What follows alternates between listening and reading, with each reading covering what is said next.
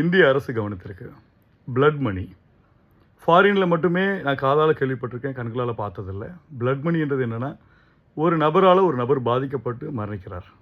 அது கொலையாவோ இல்லை வேறு எந்த செயலாவோ ஆக்சிடெண்ட்டாவோ எப்படி இருந்தாலுமே அந்த பாதிக்கப்பட்டவங்களுக்கு அரசு வந்து ஒரு சிறிய தொகை 50 லட்சமோ 10 லட்சமோ கொடுத்து க்ளோஸ் பண்ணுறாங்க. இந்த கேஸை வந்து அவருக்கு ஒரு சிறை தண்டனை கொடுப்பாங்க, இந்த 10 லட்சம் உங்களுக்கு வாங்கி கொடுத்துக்கணுவாங்க.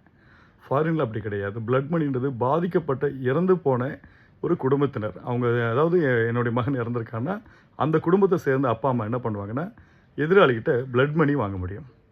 எங்கள் குடும்பத்துடைய வாழ்வாதாரத்தை நீ அழிச்சிட்ட, நாங்கள் இதுக்கு மேலே நாங்கள் என்ன செய்கிறது, எங்களால் இதுக்கு மேலே வேலைக்கு போக முடியாது, எங்களுக்கு வயசு 60க்கு மேலே ஆகிடுச்சு அப்படின்னும் போது அந்த அரசாங்கம் அவங்களை கூப்பிட்டு நீங்கள் பிளட் மணியாக அவங்களுக்கு என்ன கொடுக்கணும் விருப்பப்படுறீங்க, நீங்கள் பேசுகிறது அவங்க ஒத்துக்கிறதுக்கு ரெடியாக இருக்காங்க. சரி, எங்களுக்கு ஒரு 1 கோடி வேணும், 2 கோடி வேணும், எங்களுக்கு ஒரு வீடு வாங்கி கொடுக்க சொல்லுங்கள். இந்த பிளட் மணின்ற ஒரு விஷயத்தை இந்திய அரசாங்கத்துக்குள்ள கொண்டு வரும்போது என்ன ஆகும்னா, பிரச்சனைகள் பெருசாக்கப்படுமா சரி செய்யப்படுமானா சரி செய்யப்படும். இல்லைங்க நான் இன்னும் 4 பேரை மர்டர் அடிச்சு நான் பிளட் மணி கொடுப்பேன்னா அந்த குடும்பத்தினர் வாங்கிடக்கூடாது. அதே சமயத்தில் மோட்டோ தவறாக இருக்குது, இந்த பிளட் மணியோட மோட்டோ தவறாக இருக்குன்ற பட்சத்தில் அந்த பிளட் மணி செல்லுபடி ஆகாதுன்ற இடத்துக்கு கொண்டு வருவோம்.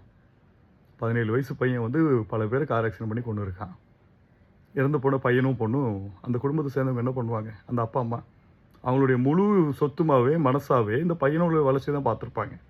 இப்போது இந்த பணக்கார அப்பா இந்த பையனை வெளியே எடுத்துறாரு, இந்த பையன் வெளியே வந்துடுறான்.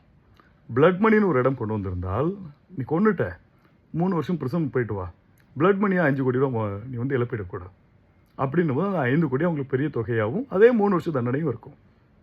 10 வருஷ தண்டனைகள் 3 வருஷ தண்டனையை குறைக்கப்படட்டும். இந்த பிளட் மணின்னு ஒரு விஷயத்தை கொண்டு வருவாங்களான்னு யோசனை பண்ணுங்கள். நான் தமிழில் மட்டும்தான் பேசிகிட்டு இருக்கேன். ஆங்கிலத்திலேயோ ஹிந்திலேயோ மலையாளத்திலேயோ பேச ஆரம்பித்தா நாடு முழுக்க எதிரொலிக்கும். நன்றி.